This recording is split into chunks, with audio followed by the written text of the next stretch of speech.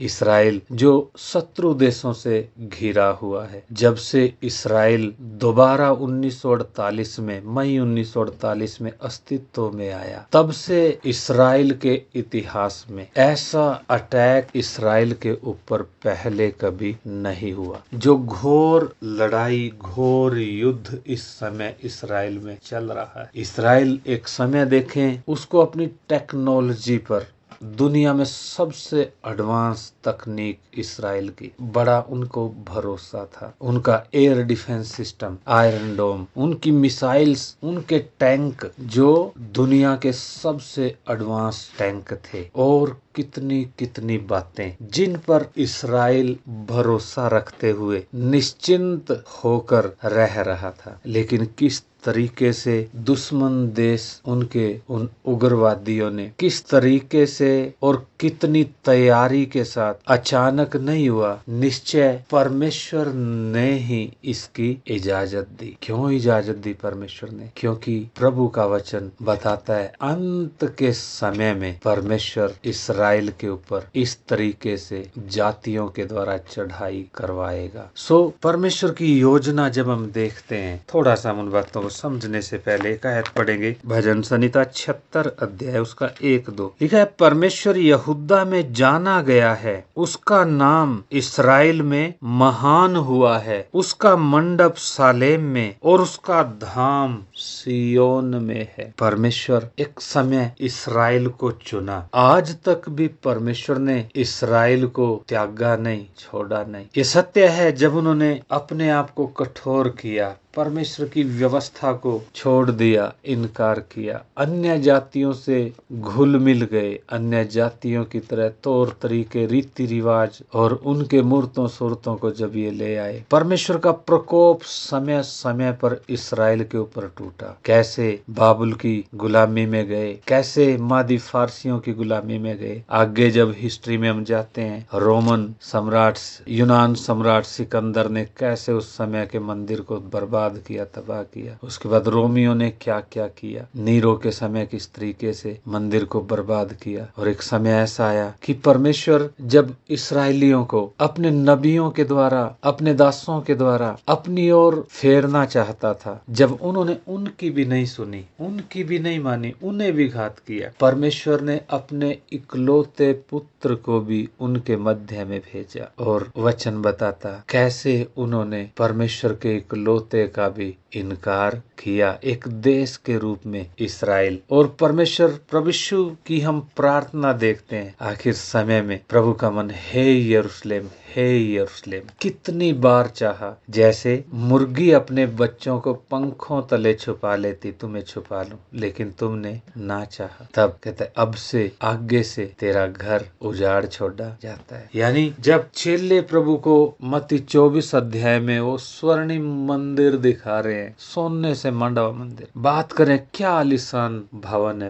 प्रभु ने बोला पत्थर पर पत्थर भी ना बचेगा जो ढाया ना जाए। ये सत्य है। एक देश के रूप में इसराइल ने उस मसीहा को कबूल नहीं किया। एक देश के रूप में आज भी इसराइल उस मसीहा को कबूल नहीं कर रहा, लेकिन परमेश्वर की वाचा उनके साथ बंधी है। परमेश्वर ने इसराइल को अभी तक छोड़ा नहीं, त्यागा नहीं। इतिहास हमारे पास, हमारे हाथों में लिखा है। इधर परमेश्वर यहूदा में जाना गया, उसका नाम इसराइल में महान हुआ।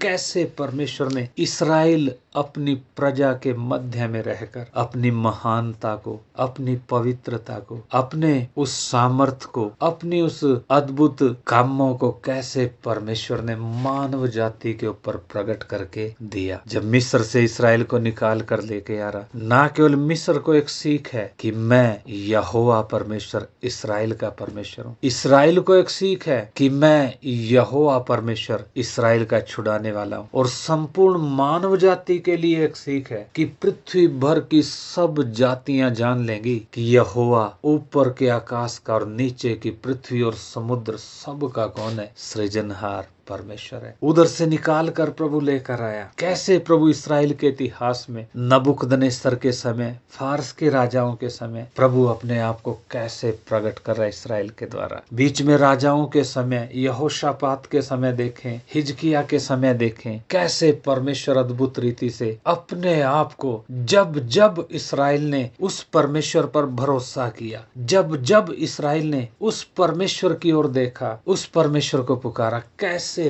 परमेश्वर अपनी महानता को, अपने आप को इस्राएल में क्या किया, प्रकट किया। सो हम परमेश्वर का वचन पढ़ते हैं। आखिर समय में प्रभु का वचन क्या कहता है, ये 38 में उसका 23 आयत, आखिरी आयत में भी आखिरी आयत है, कहते हैं इस प्रकार मैं अपने को महान और पवित्र ठहराऊंगा और बहुत सी जातियों के सामने अपने को प्रकट करूंगा, तब वे जान लेंगी कि मैं यहोवा हूँ। मेरे प्रियो, वर्तमान समय में सत्य है, परमेश्वर अपनी कलीसिया में काम कर रहा है और परमेश्वर की योजना है कि कलीसिया के द्वारा भी परमेश्वर की महानता, उसकी दया, उसका प्रेम, उसकी सामर्थ कलीसिया के द्वारा भी जातियों पर क्या हो, प्रकट हो। इस्राएल का संदर्भ, बेशक वचन कहता है उजाड़ छोड़ा जाता तो भी परमेश्वर की योजना, आखिर समय में परमेश्वर इस्राएल में अपने को महान और पवित्र ठहराएगा और बहुत सी जातियों के सामने अपने को प्रकट करेगा। तब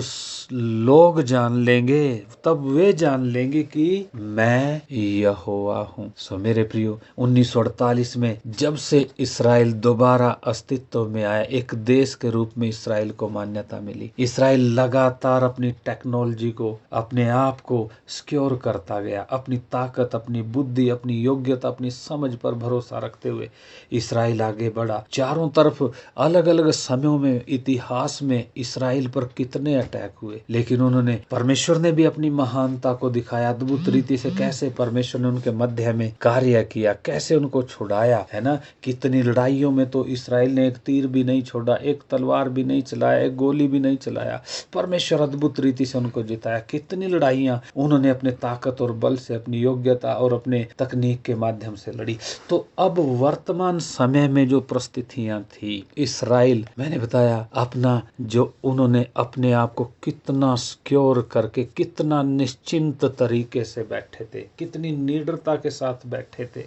आयरन डोम, अपना एयर डिफेंस सिस्टम बना रखा, परमाणु बम बना लिए, टैंक ऐसे ऐसे बना लिए, और भी सबसे एडवांस तकनीक इस्राएल के पास थी। और चारों तरफ की बाउंड्री वाल उन्होंने अपनी सीन में कैसे सेंसर सिस्टम लगा रखे थे, कैसे वो उन्होंने बाउंड्री वाल अपनी देश के चारों ओर लगा रखी थी। लेकिन पिछले अभी 7 अक्टूबर को, उससे पहले 6 अक्टूबर को, लगभग 50 साल पहले, यानी 1973 में, जब उनका प्रायश्चित के दिन का त्योहार था, अभी भी इस्राएल व्यवस्था के अनुसार उन्होंने मसीहा को नहीं कबूला था, नहीं कबूला। अभी भी व्यवस्था के अनुसार पर्व जो है उनको मनाते हैं, सेलिब्रेट करते हैं। तो ये 7 अक्टूबर 50 साल पहले, मैं बता रहा, 1973 को जब प्रायश्चित का दिन था, सारे इस्राएली जब प्रायश्चित का दिन मना रहे थे, तब अरब देशों ने मिलकर, फिलिस्तीन ने, उधर लेबनान ने, इधर लीबिया ने, और कितने, मिस्र ने, इन देशों ने मिलकर इस्राएल पर, इराक ने अटैक किया। परमेश्वर ने अद्भुत सामर्थ से अपने आप को, अपनी महिमा को उस देश के द्वारा उस समय भी लिया, और अब अंतिम समय में भी परमेश्वर इस्राएल के द्वारा,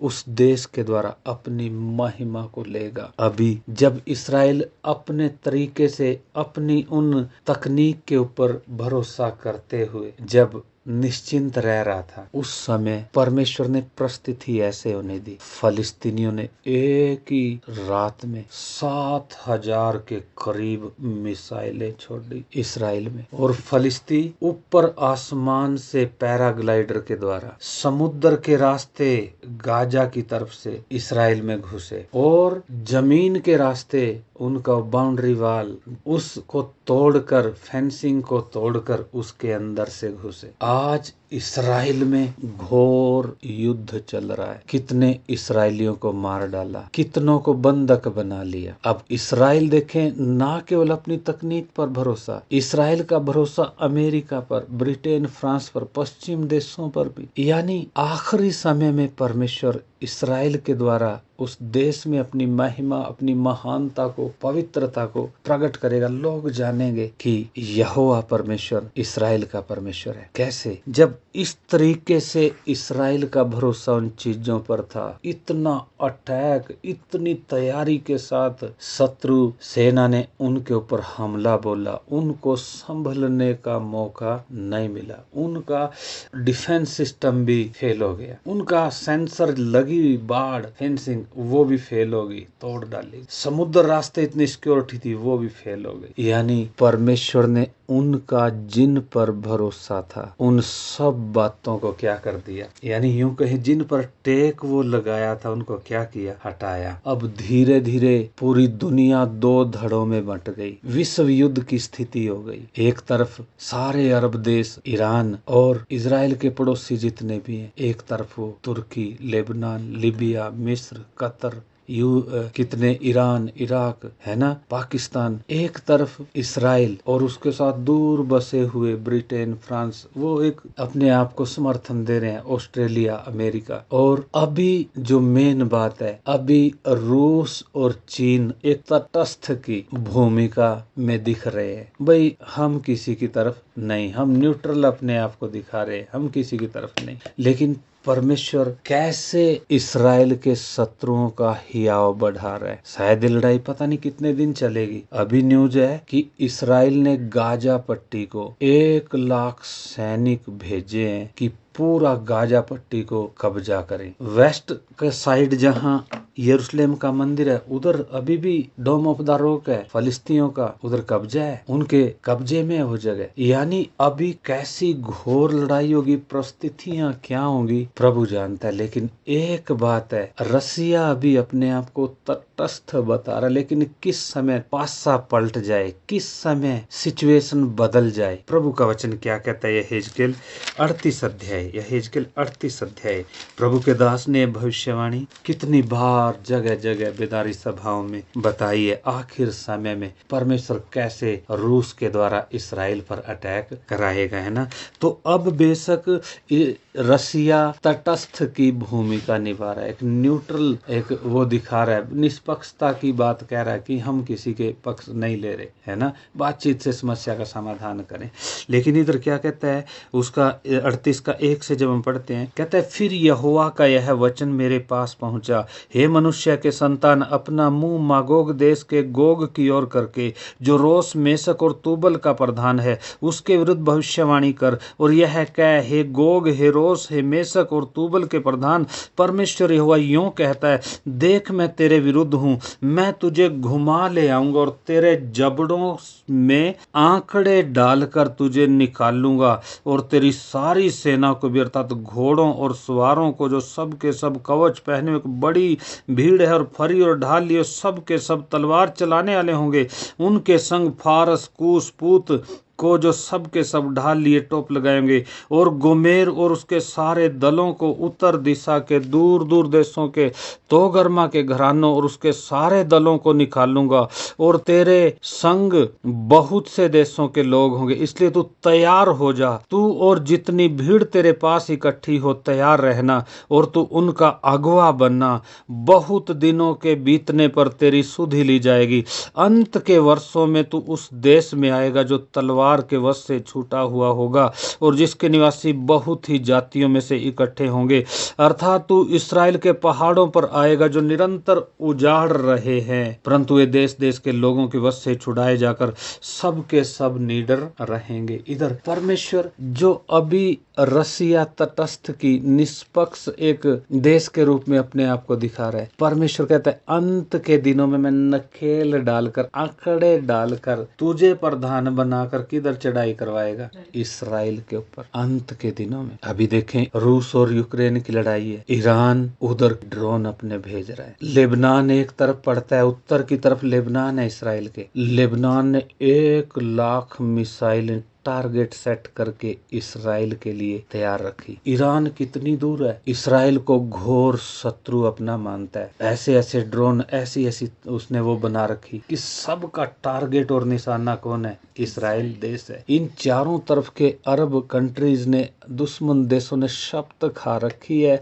कि हम इसराइल को खत्म करेंगे। उस समय परमेश्वरी अद्भुत रीति से दूसरे विश्व युद्ध के बाद इनको उस देश में लेकर आया, उस जगह में लेकर आया। और परमेश्वर, मैं बता रहा था, रूस और यूक्रेन की लड़ाई है। ईरान के काम काजी ड्रोन रूस यूक्रेन पर हमला उनसे कर रहा है। यानी पूरी रणनीति के पीछे कौन, रूस काम कर रहा है, ईरान काम कर रहा है। हमास को, फलिस्तीन उस संगठन को गोला बारूद, रॉकेट, मिसाइल, ड्रोन देने वाला कौन, रूस और ईरान। अभी तटस्थ की भूमिका वो दिखा रहा है, लेकिन प्रभु कहता है मैं नकेल डालकर तुझे लेकर आऊंगा और अपने इसराइल देश पर क्या कराएगा, चढ़ाई कराएगा। इसमें अलग अलग देशों के नाम है ना। इधर जब हम पढ़ते हैं तुबल, लीबिया, रूस, रोस, रूस, मेशक, मॉस्को, है ना, कुश, इथोपिया और फारस, ईरान, इराक, ये उधर के देशों के और भी बहुत से लोग इनके साथ मिलकर आएंगे। यानी मेरे कहने का मतलब, हमारे बुलाए इकट्ठा होने का मतलब, आखिरी समय का बिगुल, सायरन, अलार्म बज रहा है। कब परमेश्वर नकेल डालकर रूस को प्रधान बनाकर इसराइल को बादलों की तरह घेर लेगा, ठीक उसी समय में बड़ा बुई ढोल होगा, आसमान में भूकंप, जमीन में, पानी में। जब अब देखा तो आसमान से आए हैं हमास के लड़ाके और जमीन से आए हैं, और किधर से आए हैं, समुद्र से आए हैं। अब जैसे जैसे उनको मालूम चल गया इनका डिफेंस सिस्टम, इनका सारी तकनीक फेल है, अब और मजबूती के साथ बड़ा अटैक करने की क्या है, तैयारी है। और भी देश आकर, अभी अमेरिका ने अपने वारशिप भेज दिए, आ रहे हैं। और अमेरिका को और दूसरे देशों ने, कितने देशों ने चेतावनी दी है कि अगर अमेरिका बीच में आया तो वो भी कूदेंगे। यानी परिस्थितियां नाजुक बनी हुई हैं। कब परमेश्वर नकेल डालकर रूस को ले आए और कब इसराइल के ऊपर वो बादलों की तरह छा जाएं, ठीक उसी समय में बड़ा बुई डोल होगा, समुद्र में, आसमान में, जमीन में। उनकी सारा फोर्स उधर क्या हो जाएगी, ढेर हो जाएगी। उसी समय तुरी की आवाज होगी और कलीसिया उठाई जाएगी। यानी पता नहीं कब किस घड़ी ये घटना हो जाए। माहौल, परिस्थितियां आहट दे रही है, अलार्म बज रहा है, सायरन बज रहा है कि प्रभु की आमद निकट है। इसलिए मेरे प्रियो, हम सबको इस तरीके से इकट्ठा करने का मेरा उद्देश्य यही कि हम अपनी तैयारी को पूरा करें, अपने आप को प्रभु के वचन के अनुसार तैयार करें, अपनी उन आदत, उन स्वभावों को हम छोड़ दें जो प्रभु के वचन के अनुसार नहीं है। दिन में मैं कहीं इसी विषय में बात कर रहा था, हमारे विश्वासी भाई के पास में गया था, उसका मत्ती रचित सुसमाचार, उसका मेरी 25 अध्याय, इधर 10 कुंवारियों का दृष्टांत है। कलीसिया 10 कुंवारी नहीं है, कलीसिया दुल्हन है। इसराइल में शायद प्रभु ये दिया, शायद उधर का रिवाज होगा कि दुल्हन के साथ कुंवारियां भी कुछ समय के लिए जाती थी, दुल्हन दूल्हा के साथ अपना जीवन काल बिताती थी, लेकिन कुंवारियां शायद थोड़ा समय उनके साथ रह के फिर उनसे दूर हो जाती थी। तो इधर